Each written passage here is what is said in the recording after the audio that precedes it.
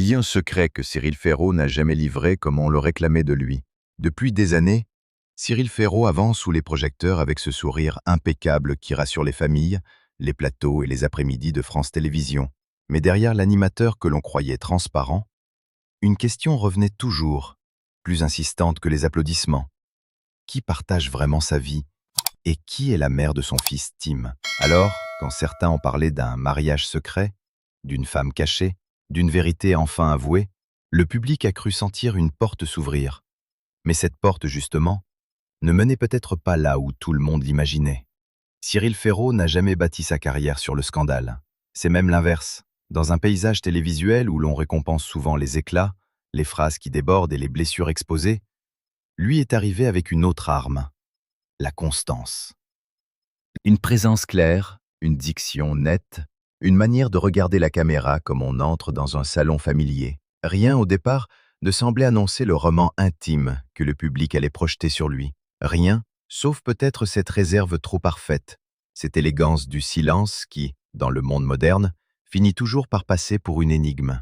Né le 15 mars 1985 à Digne-les-Bains, dans les Alpes de Haute-Provence, Cyril Ferraud grandit loin des grandes machines parisiennes, mais déjà tout près d'un rêve d'écran. Fils unique, élevé par une mère, Dominique, travaillant comme mandataire judiciaire à la protection des majeurs, et par un père, Michel, dont la disparition laissera plus tard une fracture profonde, il développe très tôt une passion presque enfantine pour les jeux télévisés. À 14 ans, il ne se contente pas de regarder Fort Boyard, il envoie déjà des idées d'épreuves à la production. Ce détail aujourd'hui ressemble à une scène écrite à l'avance, comme si le petit garçon qui regardait le fort depuis son canapé avait discrètement déposé son nom sur les pierres du monument avant même de savoir qu'un jour, on lui en confierait les clés. Mais avant le fort, il y eut l'apprentissage. Disney Channel d'abord, où Cyril Ferraud présente des programmes jeunesse comme Zapping Zone et Art Attack, puis France Télévisions, qui le repère et l'installe en 2008 à la présentation du Loto sur France 2. Il n'est pas encore une institution, mais il possède déjà cette chose rare, une capacité à paraître nouveau sans inquiéter, jeune sans bousculer, ambitieux sans agresser. Un profil idéal pour entrer dans les maisons sans bruit. Et c'est souvent ainsi que les visages populaires deviennent puissants, non pas en forçant les portes, mais en se rendant indispensables sans que personne ne voie le moment exact où cela s'est produit. Le vrai basculement arrive avec Slam.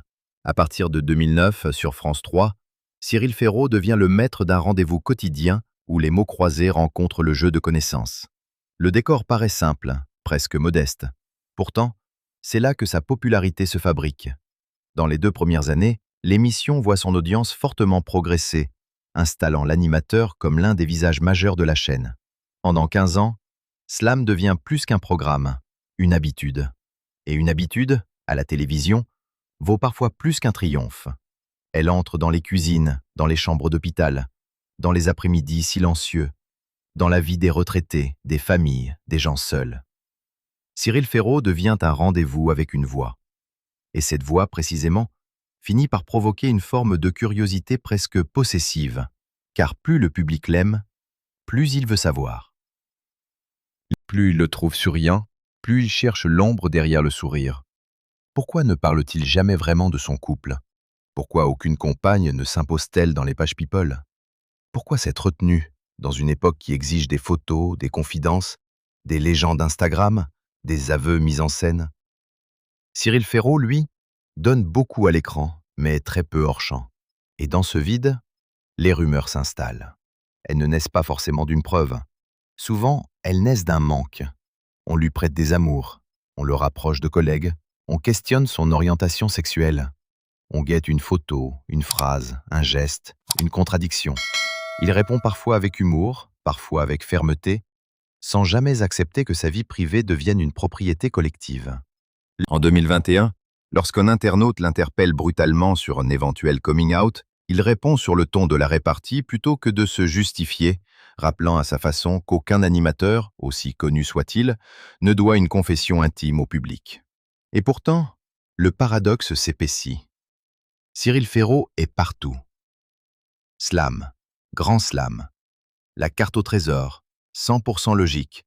Tout le monde veut prendre sa place. The Floor, duel en famille. À mesure que les années passent, il devient l'un des piliers les plus visibles de France Télévisions. Certains admirent son efficacité. D'autres commencent à grincer.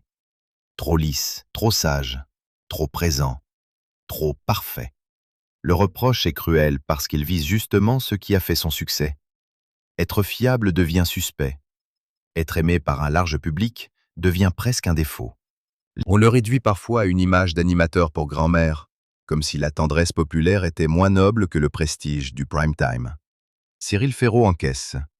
Il sait que la télévision adore brûler ce qu'elle a couronné. Un jour, on vous reproche de ne pas être assez visible. Le lendemain, d'être trop présent. Un jour, on vous demande d'incarner la proximité. Le lendemain, on vous accuse d'être trop poli, trop contrôlé, trop propre. Mais sous cette façade de gendre idéal, il y a un homme qui travaille énormément, qui remplit les grilles, qui porte des formats, qui rassure les directions et qui sait très bien que sa place à la télévision n'est jamais acquise. Puis arrive la blessure que rien ne transforme vraiment en carrière, la mort du père. Michel, son père, n'est pas seulement un souvenir familial. Il devient une absence structurante. Cyril Ferraud a souvent laissé comprendre combien ce deuil l'avait marqué. En 2025 encore, il publie un hommage à son père pour son anniversaire, signe que le temps n'a pas refermé la plaie. Il y a des pertes qui ne s'effacent pas. Elles changent seulement de place. Elles ne crient plus tous les jours, mais elles accompagnent chaque grande étape, chaque réussite, chaque plateau éclairé. Dans ces moments-là, le succès peut même devenir étrange. On gagne quelque chose devant des millions de gens, mais l'une des personnes à qui l'on aurait voulu le raconter n'est plus là. C'est peut-être là que se comprend mieux la naissance de Tim. En juillet 2024, Cyril Ferraud annonce qu'il est devenu père d'un petit garçon. La phrase est simple, bouleversante. Tim est là. Pas de grand récit, pas de roman de couple, pas de mise en scène excessive. Juste l'arrivée d'un enfant dans la vie d'un homme qui, jusque-là, avait protégé son intimité comme une pièce fermée à clé. La presse reprend l'annonce, les fans s'émeuvent, les questions recommencent aussitôt. Qui est la mère? Est-il en couple? Est-il marié? Pourquoi ce silence autour de celle qui aurait donné naissance à l'enfant? C'est ici que la rumeur du mariage secret avec la mère de Tim prend sa force. Elle a tout ce qu'il faut pour attirer. Une vedette populaire, un bébé, une femme invisible, un silence prolongé, et l'idée d'une révélation tardive. Mais une rumeur n'est pas une preuve.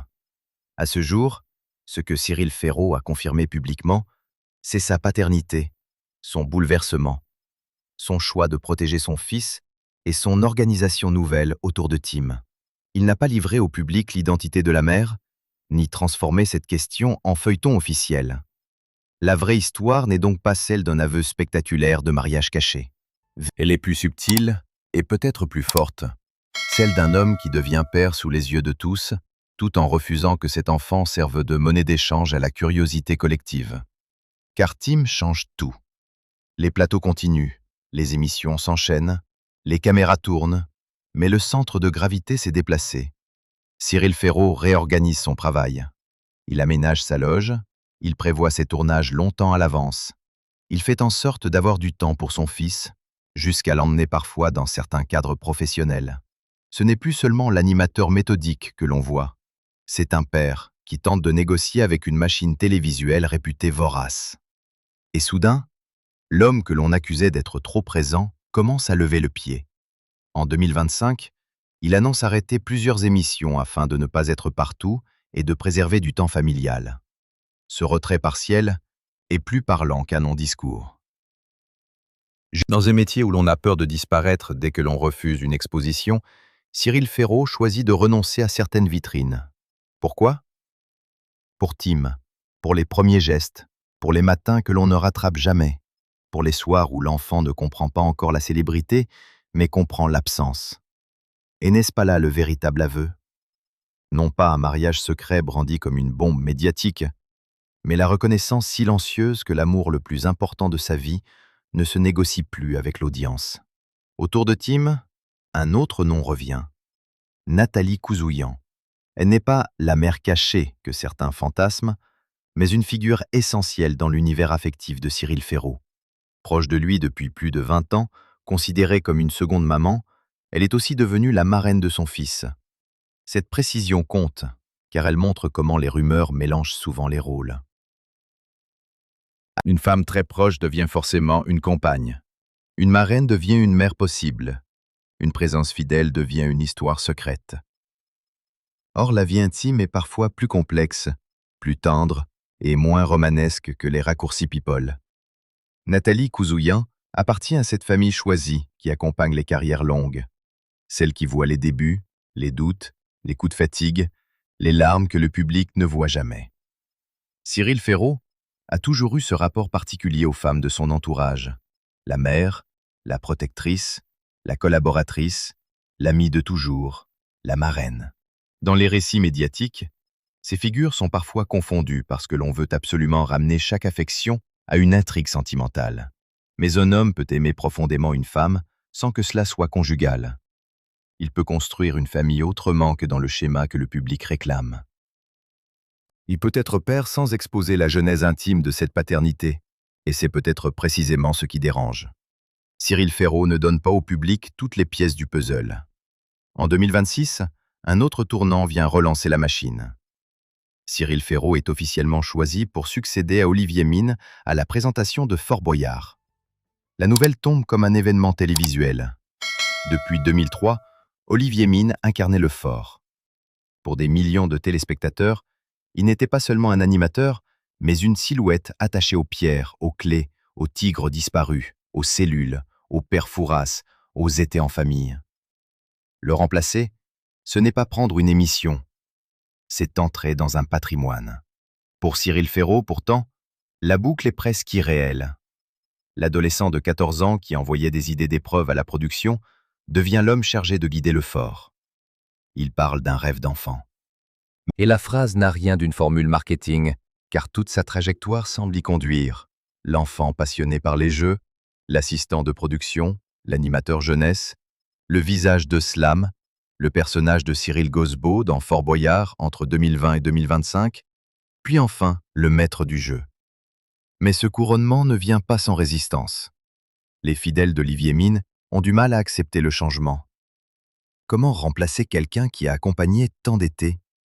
Comment croire qu'un autre visage puisse habiter le fort sans effacer celui qu'il a porté pendant plus de 20 ans? Cyril Ferraud hérite donc d'un cadeau et d'un piège. S'il est trop différent, on lui reprochera de trahir l'esprit. S'il est trop respectueux, on lui reprochera de manquer d'audace. S'il réussit, certains diront que le format était déjà fort. S'il échoue, tout deviendra sa faute. C'est dans ce climat que ressurgissent les critiques anciennes. Trop sûr de lui, trop installé, trop présent. Lui répond avec ce mélange de sourire et de fermeté que les téléspectateurs connaissent. Dans « Tout le monde veut prendre sa place », il sait que chaque mot peut devenir un extrait, chaque réaction une preuve supposée de son caractère. Mais il n'est plus le jeune animateur qui devait seulement plaire. Il est désormais un homme de 40 ans, père, producteur, figure centrale du service public et nouveau dépositaire d'un monument populaire. La paternité, paradoxalement, pourrait être son plus grand changement d'image. Longtemps, on l'a vu comme un animateur sans aspérité. Depuis Tim, quelque chose se fissure dans cette perception. Non pas parce qu'il expose sa fragilité, mais parce que l'on devine une priorité qui échappe au plateau. Quand il parle de son fils, quand il partage de rares images où le visage de l'enfant reste protégé, quand il montre un pied, une main, un instant de vacances, le public n'a plus seulement devant lui un professionnel impeccable. Il voit un homme qui a peur de manquer quelque chose. Un homme qui sait que l'enfance passe plus vite qu'une saison télé. Et c'est là que le titre promis par les rumeurs se retourne contre lui-même. Cyril Ferraud aurait reconnu un mariage secret avec la mère de Tim. Cette phrase attire, mais elle ne raconte pas la vérité disponible. La vérité connue est moins tapageuse. Il est devenu père. Il protège l'identité des personnes concernées. Il refuse que la mère de Tim soit transformée en personnage public sans nécessité. Il assume que son fils passe avant une partie de ses engagements professionnels. Et il maintient autour de sa vie amoureuse une frontière que beaucoup voudraient franchir à sa place.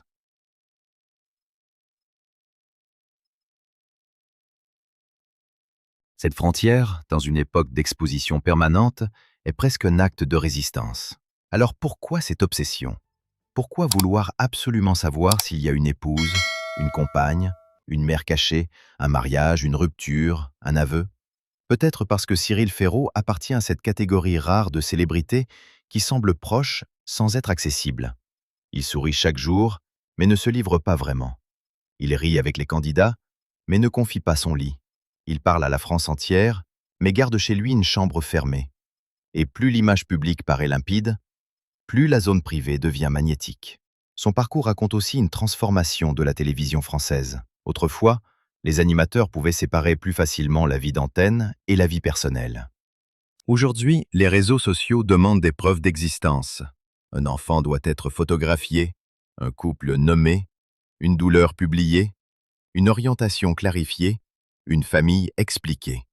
Cyril Ferraud accepte certains codes, mais pas tous. Il montre Tim sans le livrer. Il évoque son bonheur sans donner tous les détails. Il remercie, il partage, puis il referme. Ce mouvement d'ouverture et de fermeture entretient forcément la fascination. Dans cette histoire, il y a aussi une forme de réparation. L'enfant Tim arrive après la perte du père Michel. Bien sûr, aucune naissance ne remplace un disparu, mais elle déplace la douleur. Elle donne un autre rythme au jour. Cyril Ferraud, qui a souvent semblé vivre à la cadence des tournages, découvre une temporalité plus intime, celle des siestes, des repas, des progrès minuscules, des premières fois. La télévision aime les grands soirs. Un enfant impose les petits matins. Et parfois, les petits matins changent un homme plus profondément qu'un prime time. On comprend alors pourquoi l'année 2026 ressemble à une ligne de crête. D'un côté, Fort Boyard, la consécration, le rêve d'enfant, le poids d'Olivier Mine, l'attente des fans, la pression du patrimoine télévisuel. De l'autre, Tim, la famille, les choix de planning, la volonté de ne pas être avalé par le travail. Cyril Ferraud se trouve exactement entre ces deux forces, l'appel du public et l'appel du privé. Et toute l'attention de son récit tient là. Peut-on devenir encore plus célèbre tout en protégeant encore plus sa vie? Peut-on prendre les clés du fort sans laisser les caméras entrer dans sa maison? La réponse pour l'instant semble être oui, mais à son prix. Le prix, c'est la rumeur. Le prix, ce sont les spéculations. Le prix, ce sont les titres qui prétendent savoir, les vidéos qui promettent de révéler, les commentaires qui inventent une épouse ou une confession. Quand une célébrité ne parle pas, d'autres parlent pour elle. Quand elle protège, on accuse parfois le secret. Quand elle se tait, on remplit le silence avec du bruit. Mais Cyril Ferraud, lui, continue d'avancer. Ce qui frappe au fond, ce n'est pas seulement son succès, c'est sa capacité à garder une ligne. Il a quitté Slam après 15 ans sans effacer ce que l'émission avait représenté. Il a accepté Tout le monde veut prendre sa place, en sachant qu'il entrerait dans une case déjà habitée par d'autres.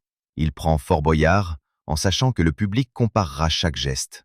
Il devient père, en sachant que la question de la mère reviendra encore.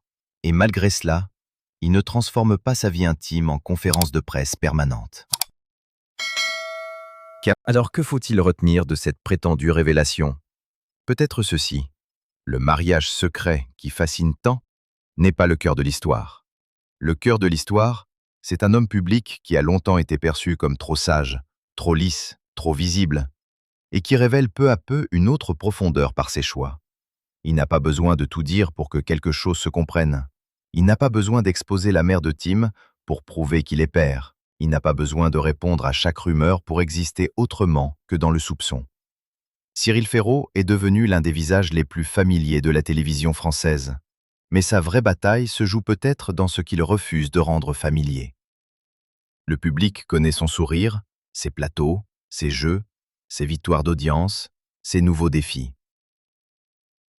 Il connaît moins ses nuits, ses absences, ses arrangements, ses peurs de père, ses conversations avec ceux qu'il aime vraiment.